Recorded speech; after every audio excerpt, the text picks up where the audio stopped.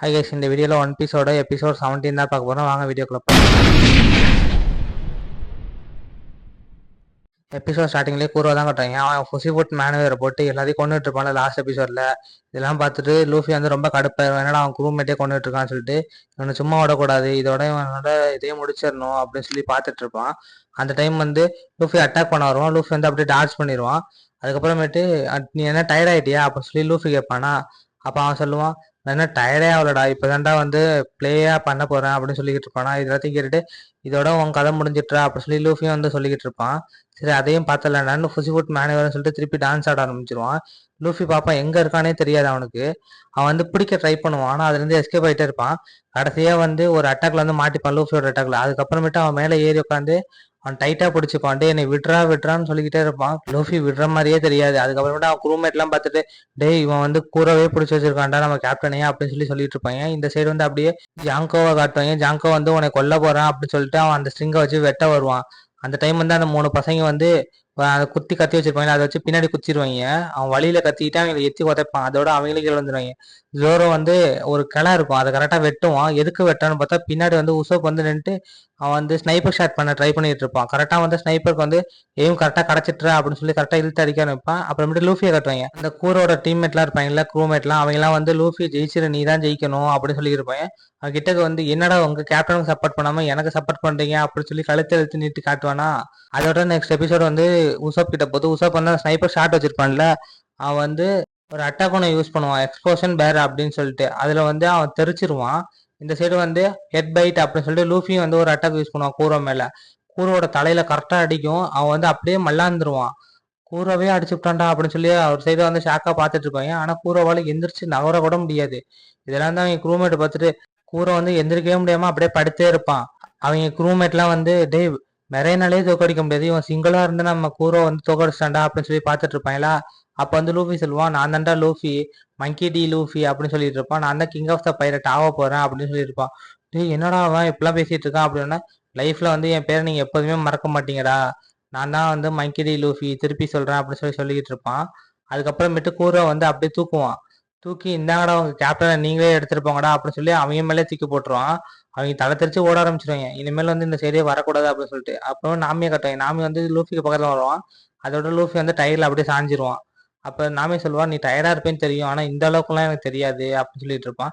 ஏன் கோவப்பட்ட அப்படின்னா, இல்ல அவன் வந்து எல்லாரையும் வந்து எனிமையை நினைச்சிட்டு இருக்கான். இது பைரட்ன்றவங்க எல்லாரும் வந்து எனிமி கிடையாது, ஃப்ரெண்ட்ஸாவும் இருப்பாங்க அப்படின்னு சொல்லிட்டு இருப்பாங்க.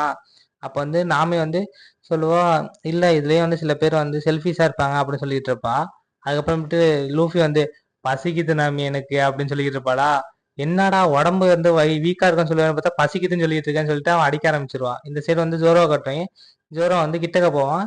கிட்டக்க போயிட்டு அந்த பசங்கள்ட்ட எல்லாம் வந்து தேங்க்யூ சொல்லுவான் காப்பாதுனதுக்கு. அதுக்கப்புறம் உசப்பை கட்டுவாங்க. உசப் வந்து நீங்க வந்து 3 பேர் பிரேவா வந்து செயல்பட்டீங்க, இதை வந்து வில்லேஜ்ல இருக்க யார்ட்டையும் சொல்லிடாதீங்க, பைரட் வராத மாதிரியே இருக்கட்டும் இந்த வில்லேஜுக்கு, அதனால வந்து நீங்க யார்ட்டையும் எதுவும் சொல்லாதீங்க அப்படின்னா. அந்த 3 பசங்க வந்து நீங்க எவ்வளவு பிரேவா சண்டை போட்டுட்டு இருக்கீங்க, அதெல்லாம் வந்து சொல்ல வேணாம்னு சொல்லிட்டு இருக்கீங்க அப்படின்னு காயா சொல்லுவா.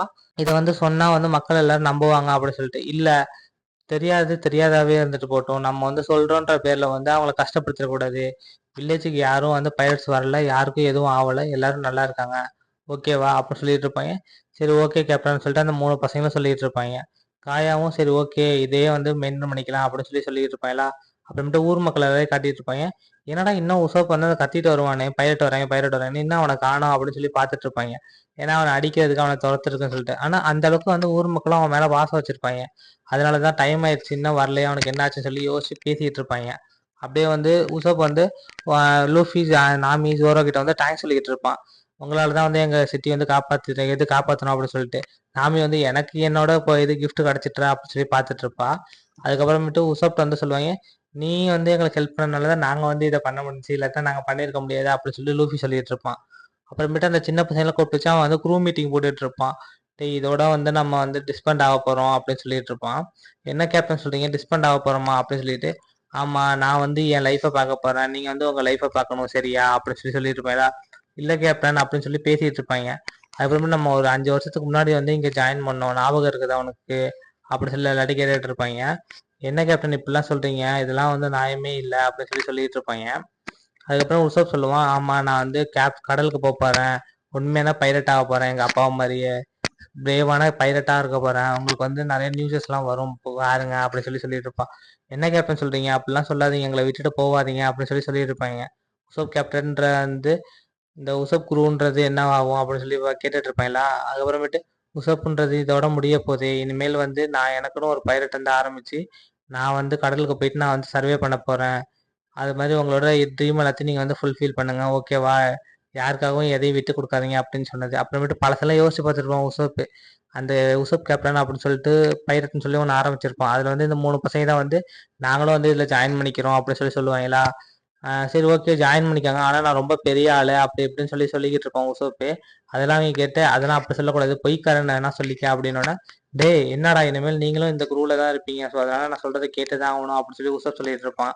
அப்புறமேட்டு அவங்க கூட ஓடி விளையாண்டது, பொய் சொல்லிட்டு சுத்துனது, அது எல்லாத்தையும் யோசிச்சு பார்த்துட்டு உசப் ஒரு மாதிரி ஃபீலா இருப்பான். பின்னாடி திரும்பி பார்த்தா அந்த 3 பசங்க வந்து தேம்பி தேம்பி அழுதுகிட்டு இருப்பாங்க. என்ன கேப்டன் நீங்க எங்களை விட்டுட்டு போறேன்றீங்க, நாங்க என்ன பண்றது அப்படின்னு சொல்லி உட்காந்து அழுவ ஆரம்பிச்சிருவாங்க.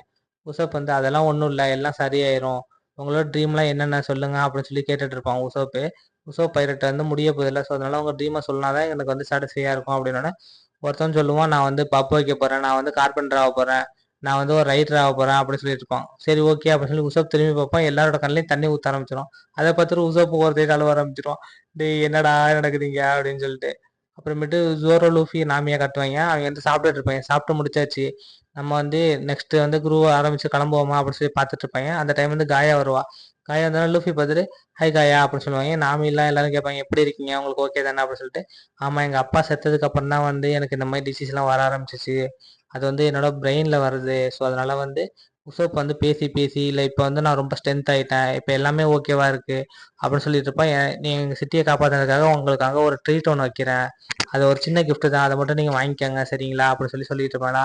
அப்படியே உசப்பு கட்டுவாங்க. உசப்பு வந்து நான் பைலட் ஆக போறேன்னு எல்லாத்தையும் வீட்டில் இருக்க எல்லாத்தையும் அழுத்தி வச்சுட்டு இருப்பான் ஒரு பேக் உள்ளார.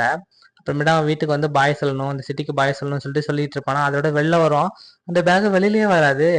அது போய் இழுன்னு போட்டு இழுத்துக்கிட்டு இருப்பான். அதுக்கப்புறமேட்டு அந்த பேக்கை அந்த செவத்தையை உடச்சிட்டு வெளில வந்துடும், அப்படியே உருண்டுகிட்டே போவோம். அப்புறம் அந்த 3 பேர்ட்ட வந்து காயா வந்து சொல்லுவான், நான் இதுதான் உங்களுக்காக ப்ரெசென்ட் பண்ணியிருக்கேன் அப்படின்னு சொல்லிட்டு. அந்த மேரின்ற வந்து இது பேர் வந்து மேரி தான், மே மேரிங்கோயே அப்படின்னு சொல்லுவான். ஓ கப்பல் சூப்பரா இருக்கு அப்படின்னு சொல்லி இது லூஃபி பார்த்துட்டு இருப்பானா. அந்த டைம் வந்து இதோட இன்ஸ்பெக்ஷன் அப்படின்னு சொல்லி அதோட டிப்ஸ் எல்லாம் வந்து சொல்ல வருவாங்க. அந்த டைம் வந்து நாமி வந்து இல்ல இல்ல இதை என்கிட்ட சொல்லுங்க, அவன்லாம் ஒன்னதுக்கு யூஸ் ஆக மாட்டான் அப்படின்னு சொல்லிட்டு இருப்பான். அதுக்கப்புறமேட்டு அந்த கப்பலையே திருப்பி திருப்பி காட்டிட்டு இருப்பாங்க. அப்புறமேட்டு அப்படியே வந்து காயாவை காட்டுவாங்க. காயா இது எல்லாத்தையும் பார்த்துட்டு சரி ஓகே இவங்களுக்குள்ள நல்லா தான் போகுது போல அப்படின்னு சொல்லியிருப்பேன். ஏத்தாப்புல ஒரு பால் ஒன்று கொண்டு வருதுன்னு சொல்லிட்டு இருப்பாங்களா. இது என்னடா பால் வருது அப்படின்னு சொல்லி பார்த்துட்டு இருப்பாங்க.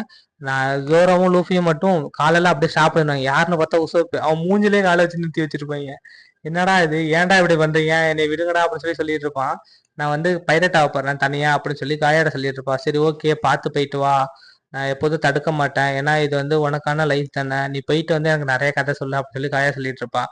அதோட வந்து லூஃபி நாமி ஜோரோ வந்து சொல்லிட்டு இருப்பாங்க, எங்க தாங்க நான் போறேன் அப்படின்னு சொல்லிட்டு. ஆமா நான் தனியா கப்பல்ல போக போறேன், நான் எனக்குன்னு ஒரு பைரட் ஆகி நான் ஒரு கேப்டன் ஆக போறேன் அப்படின்னு சொல்லிட்டு இருப்பானா. ஜோரோ சொல்லுவான், அப்ப இந்த கப்பல் எதுக்கு இருக்கு, நீ என் ஃப்ரெண்ட்ஸ் தானே, நீனும் வாடா அப்படின்னுவான். லுஃபி ஆமா நீ எவனு வா, உன் கூட இருந்தா ஜாலியா இருக்குது, எங்க கூட இருந்தா வந்து உங்களுக்கு நிறைய யூஸா இருக்கும் அப்படின்னா. நான் கேப்டன் ஆயிட்டேன், நான் கேப்டன் ஆயிட்டேன்னு திருப்பி அங்கேயே குதிக்க வைப்பான். அப்ப லூஃபி கத்த ஆரம்பிச்சிருவான், அப்ப நான் யாரா, நான் தானே இங்க கேப்டன் அப்படின்னு சொல்லிட்டு.